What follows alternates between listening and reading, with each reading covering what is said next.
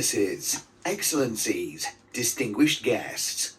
Our next session is a conversation with Honorary Prabowo Subianto, President of the Republic of Indonesia. This session is moderated by Ray Dalio, founder of Bridgewater Associates.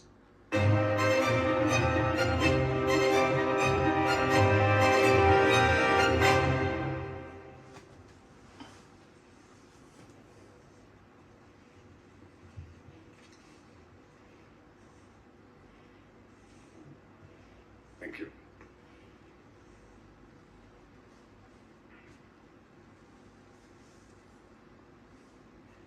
I can start now. Esteemed colleagues, ladies and gentlemen, it is indeed a pleasure to join you at the World's Governments Summit. I wish I could be there in person, but my schedule made that impossible. I was just elected a few hours ago to another 5 years as General Chairman of my political party. My compliments to the organizers for their excellent work in convening this summit. Now, more than ever, the world needs platforms where leaders can share ideas and shape global events. We are at a delicate moment in history. The international landscape is evolving rapidly, marked by instability and economic protectionism. If we do not act wisely, these changes may spiral out of control. This is a time to be active architects of a future guided by peace, justice, and mutual respect. Nations, regardless of size, must uphold these principles and shield the world from unchecked conflict, whether in Ukraine, Gaza, or in other emerging crises in Africa, such as the East Congo. I once called for an immediate ceasefire in Ukraine 2 years ago, not as capitulation of one side, but as a plea for dialogue over escalation. The ongoing call confirms that no military solution secures lasting peace. Gaza remains a profound tragedy. While a ceasefire is in place, hopes and prayers alone are insufficient. We must ensure peace prevails. Gaza has suffered enough. It is time to rebuild homes, reopen schools, and restore normalcy. Indonesia supports sincere efforts towards a just and lasting resolution, anchored in a two-state solution. The world cannot allow the cycle of violence to persist. The crises in Ukraine, Gaza, and East Congo, and other parts of Africa reflect a broader erosion of global stability. Indonesia understands rhetoric alone is insufficient to confront these challenges. Our history, rooted in the non-aligned movement and principles of equality, self-determination, and sovereignty, compels us to pursue balanced diplomacy. We strive to listen as much as we speak, forging partnerships based on trust and mutual respect. This approach guides Indonesia's participation in many international organizations. BRICS. We also apply to join OECD, CPTPP, and the Indo-Pacific Forum, advocating for dialogue among equals rather than adversaries. It also informs our relationships with major powers like the United States of America and the People's Republic of China, while safeguarding our own independence. Moving forward, Indonesia aims to strengthen its role as a force for regional stability and development, while maintaining its position as a bridge between the global north and the global south, to promote peace, cooperation, and stability. But of course, we know that to be an effective actor on the global stage, we must keep our own house in order. We must do our our own homework at home. Our international influence and our ability to contribute meaningfully to global stability are linked to our own strength, our own resilience, and the economic progress and the social welfare of our nation and our people. My administration's vision for Indonesia is clear. We want to build a modern, developed nation powered by its greatest asset, its people, and our vast natural resources. Indonesia's potential is reflected in our diversity and vast geography. Our archipelago, comprising 17,000 islands and covering nearly 2 million square kilometers, is home to more than 282 million people. A vibrant mosaic of cultures and traditions. Yet, this diversity presents challenges, ensuring that every citizen has the opportunity to strive. Our mission is to create an environment where every Indonesian citizen can access quality education, healthcare, and economic opportunities. One of our key achievements in the first 100 days of my administration has been the establishment of a fully functioning government based on talent and meritocracy. Many skilled Indonesians who had built their careers abroad are returning to serve our nation. This success was greatly aided by the smooth transition ensured by my esteemed predecessor, President Joko Widodo, to whom I extend my sincere gratitude for our long and fruitful cooperation. Among our transformative initiatives is the free nutritious meal program. Providing a nutritious meal each day might seem modest, yet when implemented across hundreds of thousands of schools, 330,000 to be exact, from remote villages to vibrant urban centers, it becomes a significant investment in our future. Our aim for this program is to cover more than 85 million children and pregnant women in Indonesia. Also, our initiative is to offer free health checks for all Indonesians. This is to promote preventive care and early detection of health issues, fostering a healthier and more productive society, and saving a lot of money. Infrastructure development, too, has been a cornerstone of our vision. Indonesia's vast and varied geography has long isolated many communities. And to bridge these gaps, we have embarked on an ambitious program in partnership with the private sector. I'm now opening the infrastructure sector to the private sector, inviting private enterprise from foreign and domestic markets. We are building vital lifelines, roads, bridges, ports, airports, energy lines, digital networks that connect our people and stimulate local economies. Digital connectivity has received special attention too. In today's interconnected world, it is not a luxury, but a necessity. By reallocating the 6 gigahertz Wi-Fi spectrum for public use, we have effectively doubled our internet capacity. The implications are significant.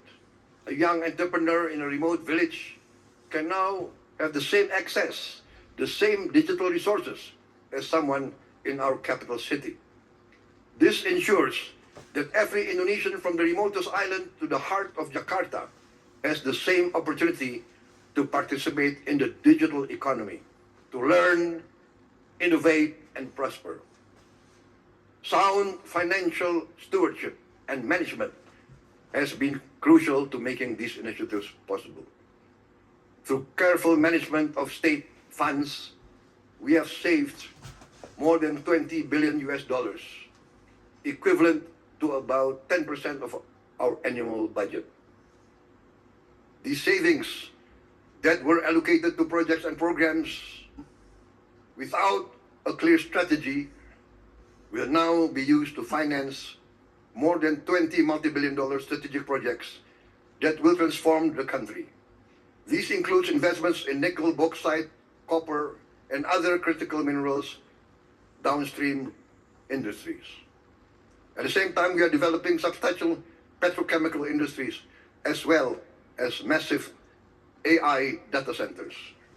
Additionally, we are channeling funds into projects that advance food security, aimed at turning Indonesia into a net food exporter within a few years, along with initiatives to increase protein production, support aquaculture, and develop clean and renewable energy projects, leveraging our rich mineral and renewable resources.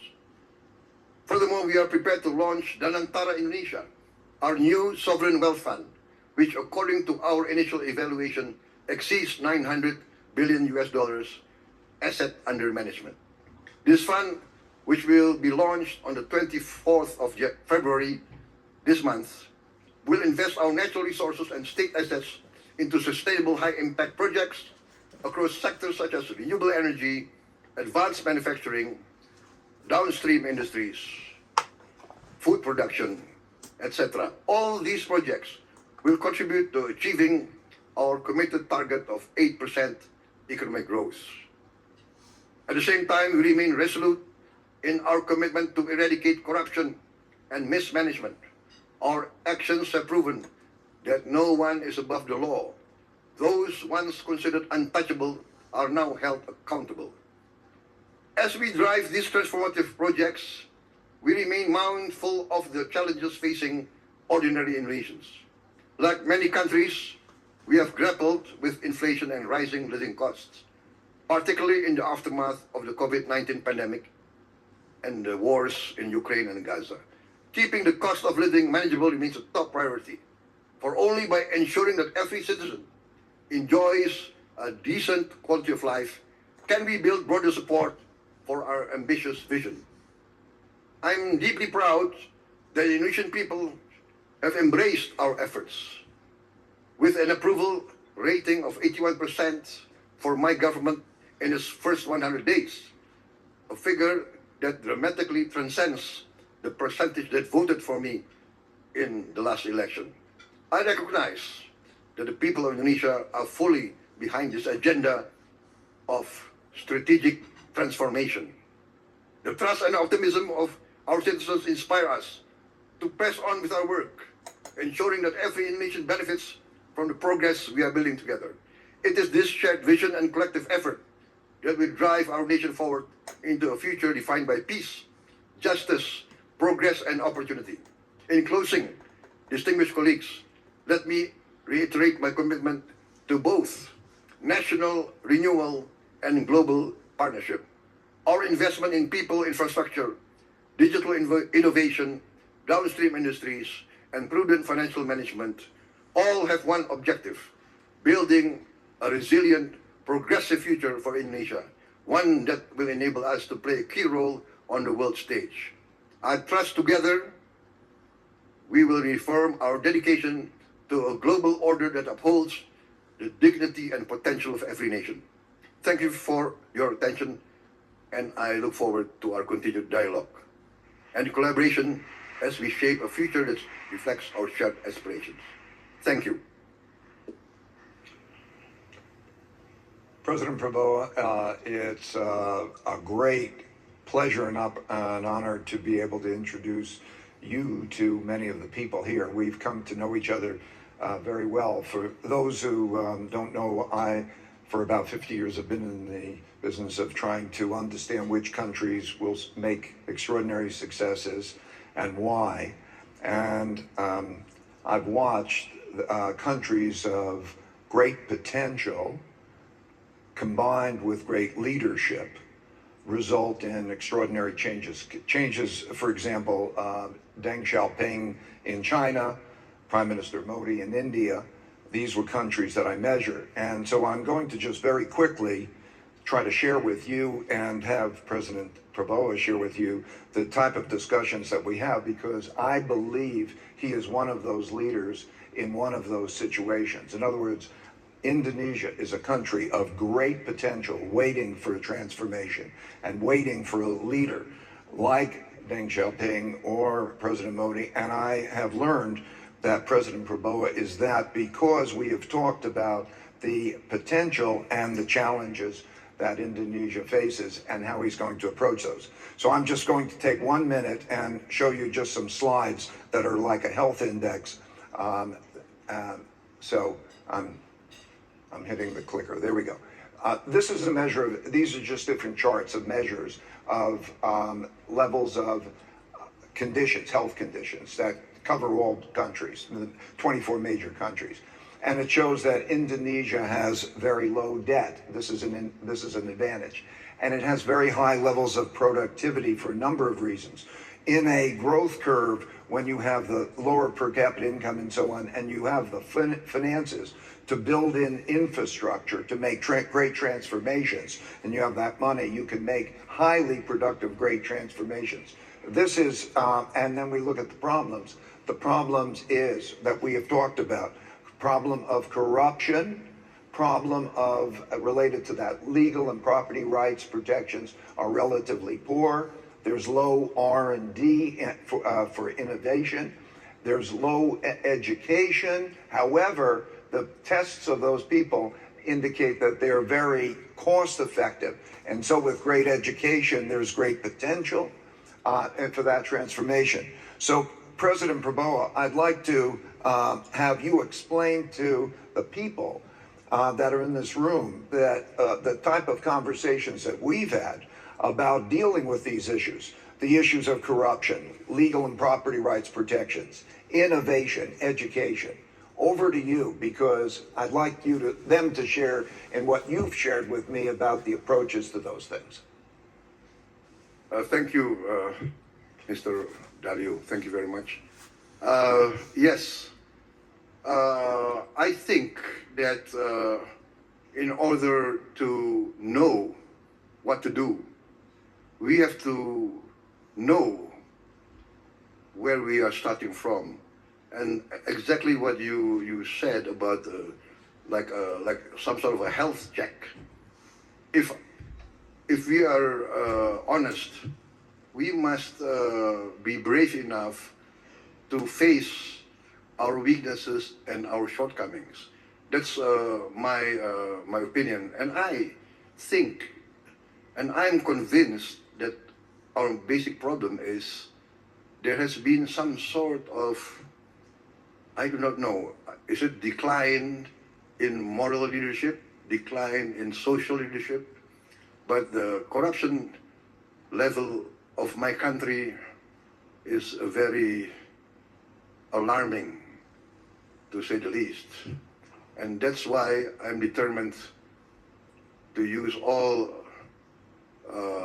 the energy, all the authority invested in me by my constitution to try to overcome this disease, which I think is the root of all the decline in the sectors that you mentioned, our education sector, research and development, is because of the basic illness of corruption.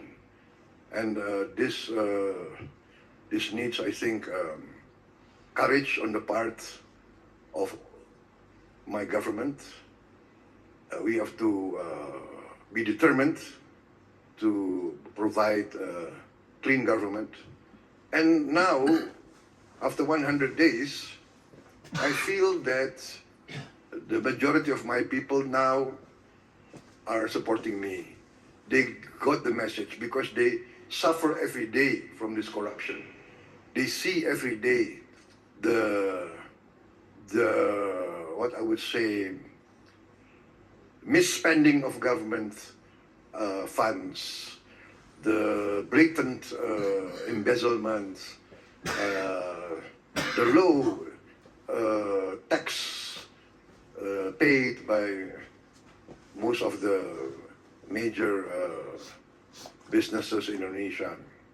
All this is felt by the people, and when they see that there is a government now that's determined to move against this, to try to alleviate, to try to mitigate, they really support. So I think I myself was surprised that I got approval rate which was made by surveys, not that I initiated, but yes, I think Ray, if I can call you Ray, because I consider We're old friends. We call each other. yes, I really think that good governance is the key. And I felt it. You see, after 100 days, I managed to save $20 billion. That I'm convinced, had I not saved that money, it would have disappeared into thin air. So I'm now very bullish. I'm very confident, and I think everybody, the Indonesian people especially, understand this. You've described. Although Sorry. I'm facing some resistance from the entrenched bureaucracy.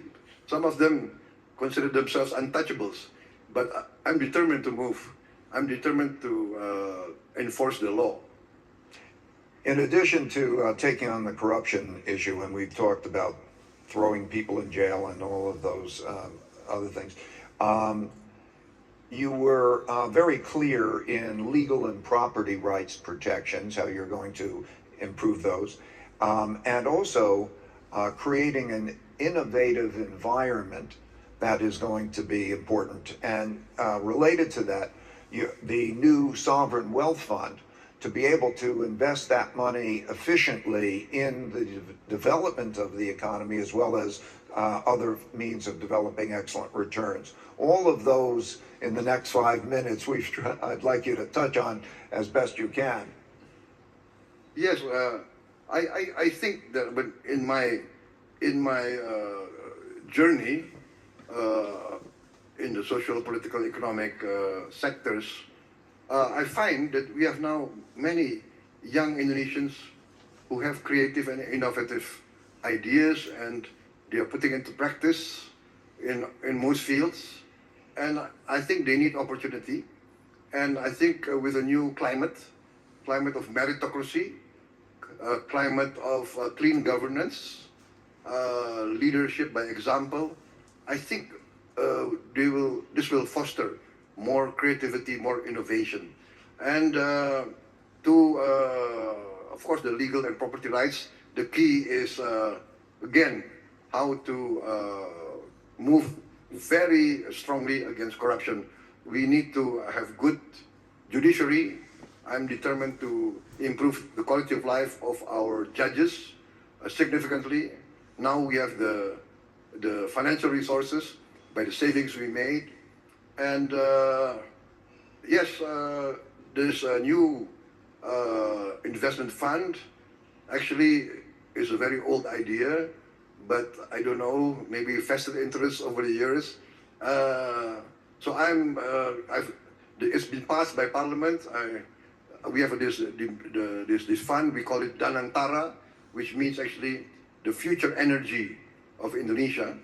So we have now consolidated the initial evaluation is around north of 900 billion US, and asset under management, and the initial investment cash fund this year will be 20 billion US dollars, and I think this will be transformative. We plan to start something like between 15 to 20 multi-billion-dollar projects, and which will create a significant value add for us. So basically, I'm very confident, I'm very bullish. We will go, let us say, full speed ahead. I remember a naval hero who, when he was asked to surrender in a battle, I think it was the American Navy, US Navy against British Navy, John Paul Jones replied, I have not yet begun to fight. So I think this will be my motto. After 100 days, I have not yet begun my struggle, and I'm convinced that we will achieve significant progress. Of course, with a lot of advice from everywhere. I'm open to advice from everywhere. I'm going to engage the best brains from everywhere. We must admit our shortcomings. We need better managers. Maybe for the next 5-10 years, we have to recruit the best managers, the best brains from everywhere. Basically, I want to to take the best examples from UAE, from Qatar, and from many of the very rapid developing economies, China, Vietnam, Singapore, and I think we have to learn from the best practices of the world. Picking up on that, you emphasized to me that theme and the relationship, establishing the relationships with the people who have both the capability intellectually to provide the guidance, but also the resources to help to develop your country. So I want to emphasize to everybody, or give you the opportunity, now as you speak to these people who are coming from all these other countries and have all these other talents, I think it's so important to emphasize your welcoming and your desire to have those relationships and the desire to do deals, to make things happen. Maybe you could take a minute on that. Yes, for instance, I'm opening the health sector for foreign entities to open hospitals, medical centers. I'm opening our education sector. Foreign institutions can open schools now, can open campuses, can open universities. I'm opening the infrastructure sector completely, opening to the private sector from abroad. Foreign companies can come in on a BOT basis, build, own, and transfer after a certain period. I'm determined to get the best brains to participate in our economy. So I'm very excited, actually, Ray. I'm very excited and I'm confident. Well, I thank you for your time. Thank you for introducing yourself. And I hope many of the people here will get to know you and get to be as inspired about the potential of Indonesia and your ability to unleash it as I have been. Thank you very much, President Prabowo. Thank you, Ray. Thank you. My good friend, I always want to meet you because I like to pick your brains. Thank you. Thank you.